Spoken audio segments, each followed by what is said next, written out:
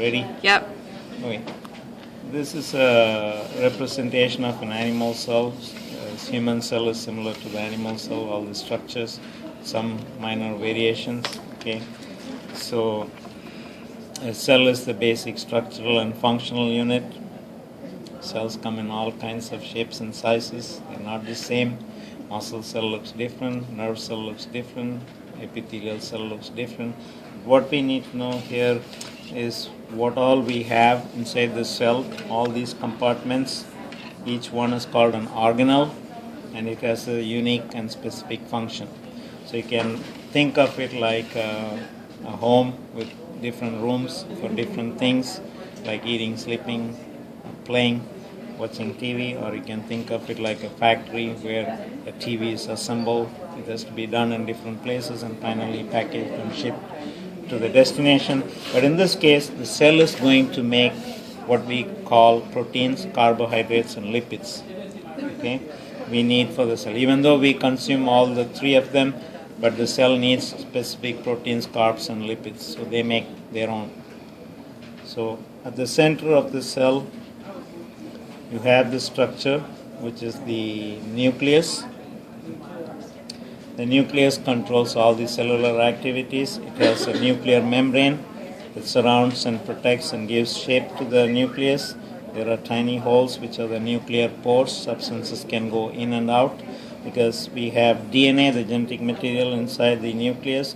That's a blueprint for making the proteins. So the DNA will make messenger RNA. It will come through the tiny pores on the nuclear membrane, and then it will go to the endoplasmic reticulum where the proteins will be synthesized eventually.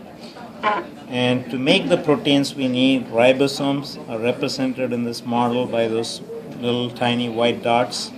And this is your endoplasmic reticulum, the blue wavy line.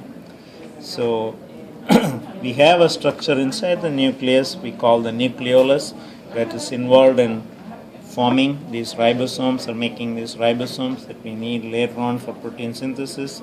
Once the DNA makes messenger RNA that comes out of the nucleus, it finds the endoplasmic reticulum, the ribosomes come and attach, and together they make the proteins and release in the space inside the endoplasmic reticulum.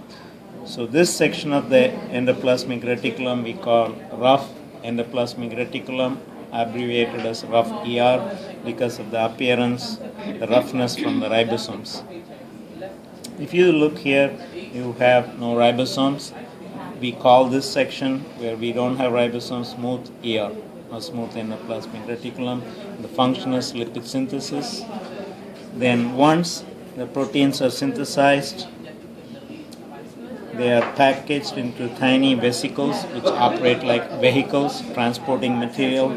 They move it to the next structure or the next organelle, which is the series of compartments we call the Golgi Complex or the Golgi apparatus, which functions like a FedEx center, meaning packaging, modification, and delivery, but it packages, modifies, and delivers proteins or carbohydrates or lipids, depending on the case.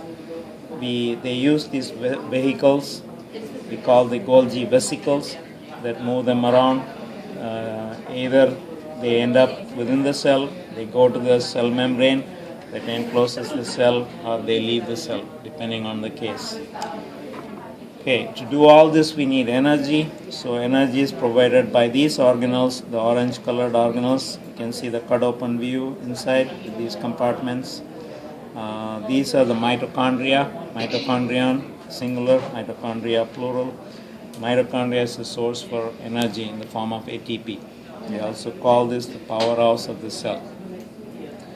Okay, now close to the nucleus you will find here these structures. They call centrioles. They are involved in cell division. We'll see when we do the cell division how they work. And to clean up any mess that cell makes or anything that is foreign to the cell, any solid or liquid waste, to clean up, to remove those, we have a couple of structures. This yellow structure is your lysosome. Lysosome has enzymes which are basically proteins that destroy unwanted waste material, mainly solid waste. And then inside, if you see here, this one is your peroxisome. that destroys unwanted liquid waste. So lysosome removes solid waste, peroxisome removes liquid waste. Anything dissolved like toxins or some drugs or anything that's dissolved and is in the liquid form. And cell membrane encloses the entire cell. We also call it plasma membrane. This gives shape protection and allows substances to move in and out. So we need to understand how the cell looks like, what are the organelles, the different compartments, and why they are there, the specific function of each one. Okay, that's a cell for you.